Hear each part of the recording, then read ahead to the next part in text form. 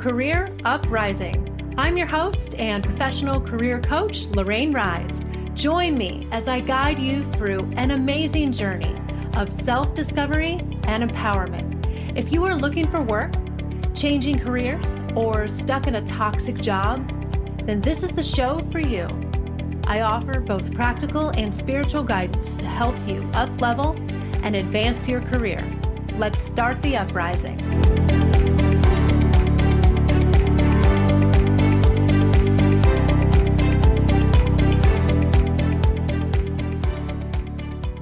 Hey everyone, you are listening to episode 111, Job Security is a Myth with Tami Lashchyk.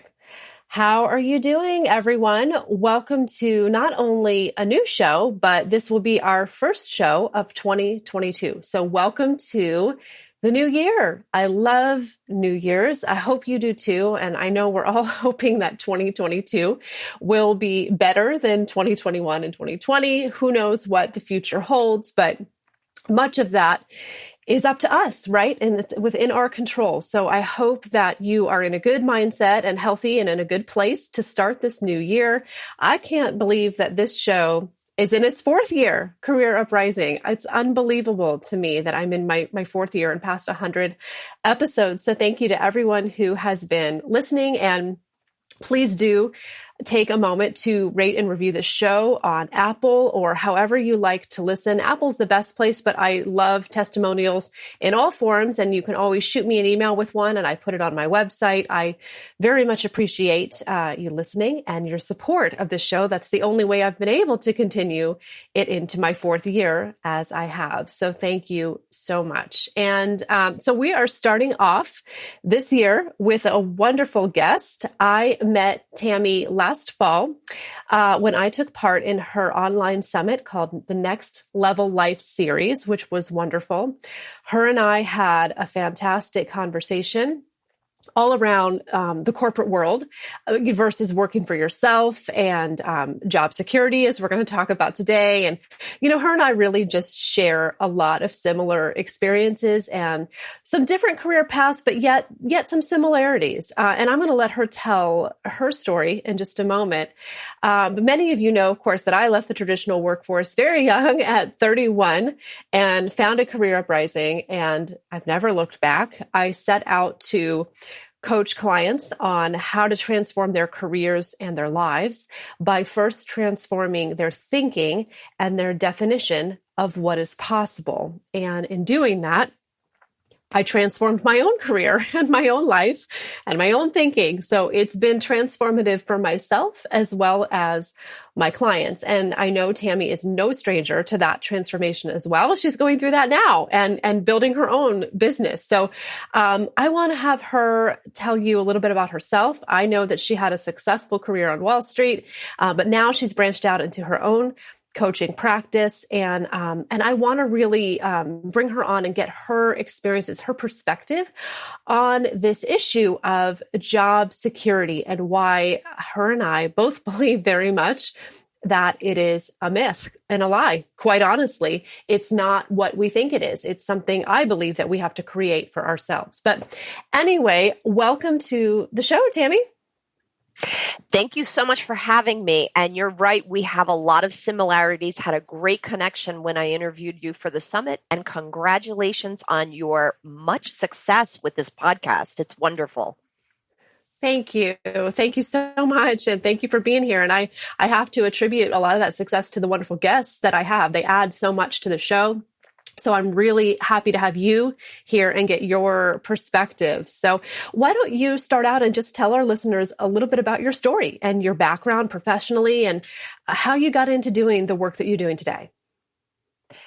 Yes. So I did spend 26 years working on Wall Street, and I was always very interested in finance. So had a very successful career and always was on the business side of the business. So first I worked in global markets, then I worked in investment banking, and then the firms merged. And so everyone in the firm was trying to secure a position that there was only going to be one employee for. So everyone was kind of scurrying around. And I was asked to run the training programs, which actually worked in HR. Very different turn for my career because I was always a business person, but really got exposure to coaching, mentoring, and training. First, our junior population, and then our leadership, and really enjoyed the work. Although I didn't quite fit into the culture of HR and struggled to advance my own career because of it. But that became the impetus for the book that I wrote. And through the book, I started to coach young women who I saw making a lot of mistakes that I made as well. So I thought that I could help women advance and kind of break through that glass ceiling by writing this book. So I continued to pursue my business career on Wall Street, but also on the side was doing this coaching and mentoring, and always felt that when I retired, I would one day have a coaching business. But life has its own timing. And in March of 2019, I had a political disagreement with my boss, and she fired me 2 days before she retired from the firm. So I left the company, and while I had an extensive network on Wall Street, I was just getting this strong pull to start my business now, or in 2019 rather, and not pursue or not fill the rest of my career to retirement, working for a corporation. I decided to bet on myself, and it was certainly scary. I had a lot of pressure from people, friends, family, colleagues that were like, "What are you doing? Like, you had a successful career. You're on top of your game." But I decided the pull was just too strong. And while I had all this content and material for helping women advance, I was really attracted to, they say you are your client, to people that were my age who were undergoing career transitions and knew that they couldn't stay in the industry that they were in because of various reasons, that it was shrinking, and needed to reinvent themselves. So that's what I specifically focus on, is mid to late career professionals who want to reinvent their career. Perfect. Yeah, I hear so many similarities there because I too had a moment where, I had this idea that I wanted to maybe do coaching, but there was no urgency to it. I had a perfectly good job, so I kind of tucked the idea away. It sounded interesting. And then I had a moment of urgency where I also got abruptly fired from a position that I really should never have been in. But I think I was in it because I needed to see this about myself. I needed to have this urgent experience. So when I got fired and it became, oh my God, I have to replace my income immediately. Let me get my business going. So it sounds like you had this idea and this inspiration, and we're kind of playing around with it, but until it became urgent and you lost your job, it sounds like that was the impetus to really take action and make it a reality. Does that sound right? Yeah, it was. Well, it wasn't as urgent because through my network, a lot of the management at various different firms that I worked were all like, "Yes, come back." I had a stellar performance record, and people used to say, "No firm will fire somebody like you." I was the person who was in work, before anyone. I was the person who came in when she wasn't feeling well. I was the one who traveled on holidays. In fact, I just sent out a Christmas card to my list, and it includes a video of me from Claridge's Hotel in London, where I was overwhelmed by this choir singing Silent Night. But I landed and I was so angry that again, I had to miss yet another holiday for work. So people like corporations didn't fire people like me because I was the soldier, the good trooper, and, always sort of towed the party line. So when I lost my job at my company, a lot of other firms were happy to hire me. But when I looked at the jobs and saw that the positions were uninspiring because so many had been offshored or had been lost to technology, or regulation was dominating the type of jobs that existed, I was no longer inspired by the actual work. And so I made this decision. But the interesting thing that you say, you never looked back. And even through the pains of startup, the growing pains that a new business has, the insecurity of, where is your next paycheck coming from? I still never look back. Like this is still, with all of its challenges, with all of its risk, with overcoming the fear, because you also mentioned that you teach people to start with their mindset. There is a mindset that you need to adopt and strengthen if you are going to transition from a corporate job into an entrepreneurial role. And if you don't do those exercises, you're going to be up a creek without a paddle. But if you can get there, then I too never look back. Yeah, you have to be, to me, never looking back is not, doesn't mean everything was easy and you never had problems or challenges or even fears. It just means you never, go back on that decision despite those things. You're willing to push through those things. You're willing to accept a certain amount of risk or fear or discomfort, and you're still committed to the choice anyway. So yes, absolutely. For both of us, I know for me, there was a lot of fear and there was a lot of self-doubt and hurdles I had to get over, and growth that had to happen. Absolutely. Which really is a mindset. And there's always more levels that you want to get to. I'm not done. I'm always still you're growing never done. Yeah. We're never done. Yeah. We're never absolutely done. But which is a good thing. I don't want to be done. Yeah. No. Absolutely. Well, so oh, go ahead. Sorry. No, go ahead. I was just going to say the amount of growth that I have experienced in the last few years in building my business just really trumps the amount of growth. I mean, I'm growing at an exponential rate because you are learning so many new things as a new entrepreneur. And you do have that pressure of, okay, let's get this business up and running and profitable. So you're moving at a very fast rate, but the growth is just exponential. And that's what makes it so rewarding. Absolutely. Absolutely. And then to pass that growth on to your clients is awesome, to witness them doing the same thing. So, so what really inspired this show for me was the conversation that you and I had doing your online summit. And you had said to me that job security is a myth. And that really resonated with me because in my journey, I found nothing but instability. I was constantly either being laid off or there was a buyout or something, throughout my 20s. And I had a lot of short job tenures where I never quit. It just was circumstantial. So I actually found the traditional workforce to be very volatile and unstable. And I felt like my job security in my career was kind of in the company's hands. And I didn't like the way that felt. So when I've had my firing, I thought, you know what, I'm done. I'm going to create something. I'm not just going to go get a job from somebody. I'm going to create something of my own because I want job stability and I'm not finding it in the corporate world. But we always think that, a 9-to-5 job is this stable, traditional thing. And I just think for a lot of people, the opposite is true. But I want to hear your view on that. Why do you think that job security in the traditional sense is actually a myth? And why do so many people think that it is so safe? Where did that come from maybe? And what was your experience with that? Yes. I think that it came from a place we were taught that, and we were told that.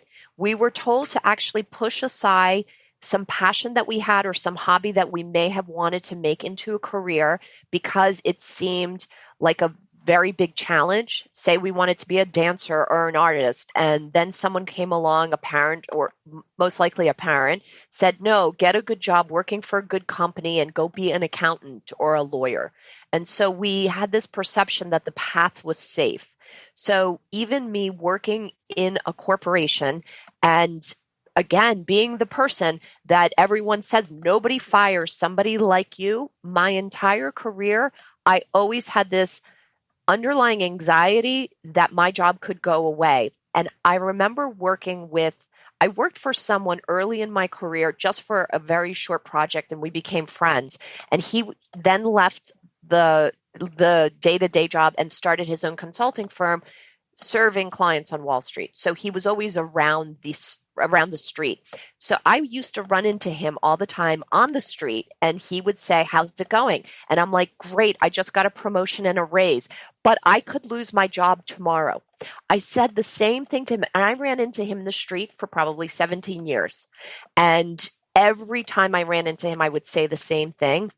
I never had this feeling of security because I knew that so much was tied to profitability. Profitability is sometimes tied to the market volatility and what's going on in the economy. So your future is really uncertain. And then throw in the corporate politics where you have a boss like mine who unilaterally made the decision because of some beef that she had and, just fired me. So you have so many factors that add to, and none of them are really truly reliable. So you're putting your whole career and your whole future in the hands of someone else. And that is where there is insecurity and instability. Absolutely. So how has being an entrepreneur now created more security for you?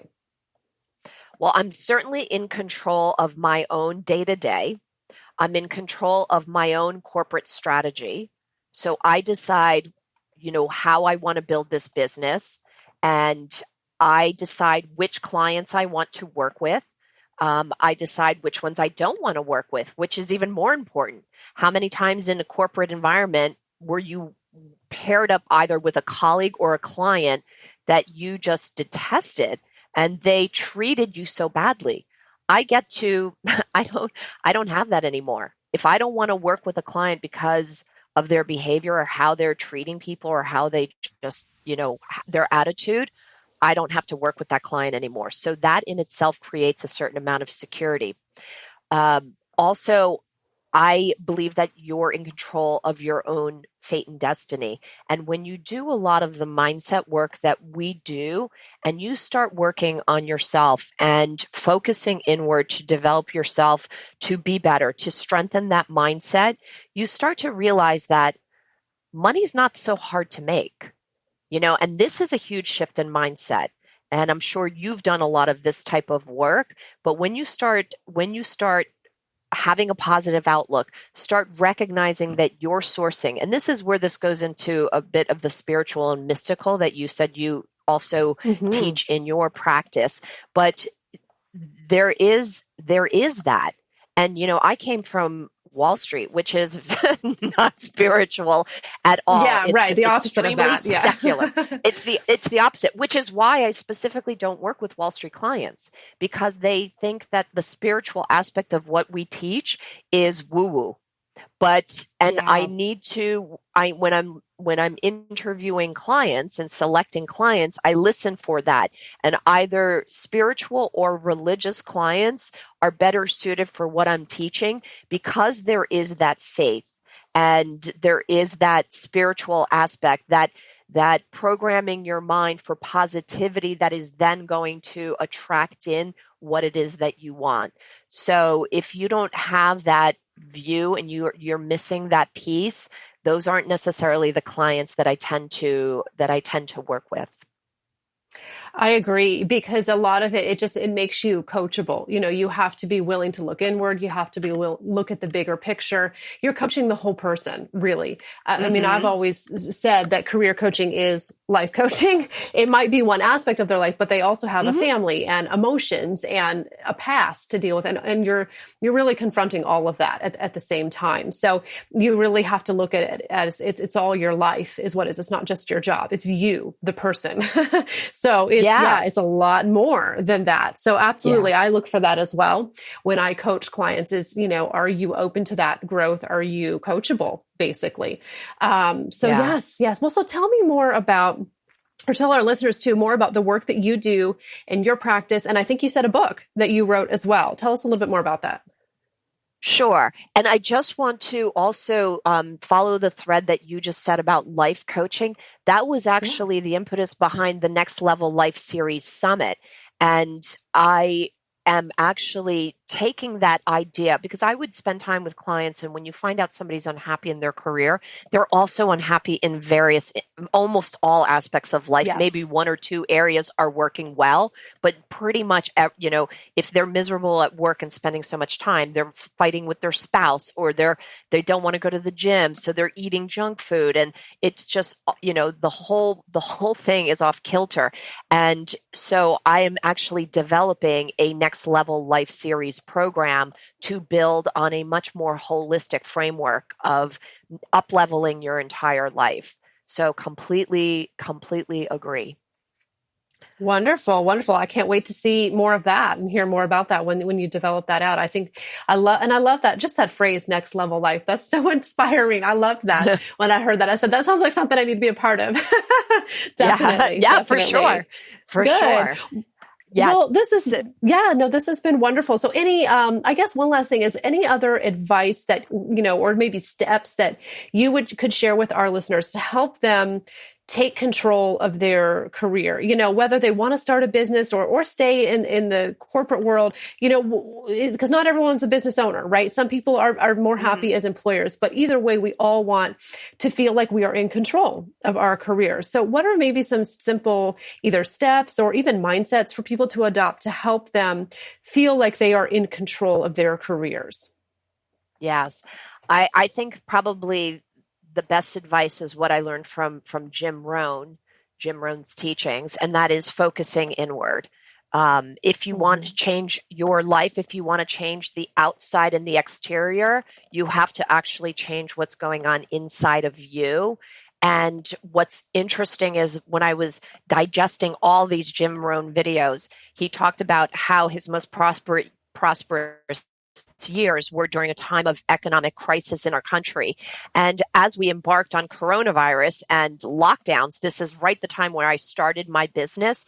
And having listened to all those videos, I went into it unafraid. Now, I was afraid before, and then I had done the mindset work and listened to his teachings, and was able then to mentally endure the uncertainty of coronavirus. So I can attest to, if you focus inward and work on personal development, working on your mindset, working on your attitude, so much will change in your life. And that is where it's got to start. And even if you're in a job that you don't like, if you begin to actually take a positive outlook and start showing gratitude for everything that you have, start shifting and blessing that boss you despise, or, the client who is abusing you. If you start blessing them and showing gratitude, that will begin to shift things immediately. But really, all the work has to start inside of you. And that also goes for discovering your passion, your purpose, your vision, and starting to really imagine the life that you really want. Like, so many of us, when asked the question of, well, what do you want? We draw blank. We don't know. Mm-hmm. Nobody's even asked us that before. So starting to visualize the life you want will set the mind in motion, and it will start to create opportunities that you hadn't seen before. Mm-hmm. I love that. I completely agree. I did a show just maybe a few weeks ago. It was in December, called Creating the Life That You Want. And I shared really all just mindsets and shifts that I had to go to get to where I am today. And I had to rewrite the script. It's really like rewriting a script in your mind mm-hmm. over. And I had to really question almost everything that I believed about myself, about money, about life, what was realistic or possible. I'm still rewriting a lot of stuff. Yeah. So I love that. And I completely agree with you. I think that is the first place to start is gratitude. Absolutely. Absolutely. So, well, this has been a wonderful conversation, Tami. I really appreciate your time, as well as just your friendship and having you in my network. I think that you have so much to offer, and I would love to collaborate with you more in the future. So thank you so much for this collaboration today. And why don't you share a little bit more about where listeners can go to learn about you and connect? Yes, I do have a website. It is Tamara at Lashchyk.com. So just my official name. I do go by Tami, but my official name is Tamara. And as I said, I'm building the Next Level Life Series program, which wanted to also state that it's taking place on starting on March 26th, 1 week in Costa Rica. So it is a bit of a retreat as well as a program. And exciting. Yes, and just really quickly, you had asked me about the book. I had written a book that was in 2017 to help women advance in male-dominated arenas, but I'm actually working on another book, which is a coming of middle age book. And last year, when I spent 3 months in Costa Rica, I worked on this book and documented some of the wild experiences that I had. And it was because I went in with an open heart. So that's another piece of advice I would give to people. When you open your heart, amazing things happen. Oh, I love that. That is absolutely true. It's not only an open mind, but an open heart. Those are two things. Oh my God, two different things as well. They go together, but they are two different things. So beautiful. Absolutely. Well, best of luck to you. And I hope that people will go to your website, connect with you, and consider that retreat and that program that you have. That sounds amazing. And just thank you so much for helping me kick off my show for 2022. This is exciting. And I think it's been a great conversation. So thank you for being here today. Yes. Happy to be here, and Happy New Year. Happy New Year to you. All right. Well, thank you guys for listening as well. Please go to Tami's website. Please, consider working with her and learn more about her. And I thank you guys, of course, for listening. And I have got some amazing shows, more wonderful guests lined up. I'm going big, as I always do with the new year, with more episodes. So please do stay tuned and look out for new episodes coming out on Mondays. And I will be back very soon, in just about 2 weeks, with another show. Okay, take care, guys.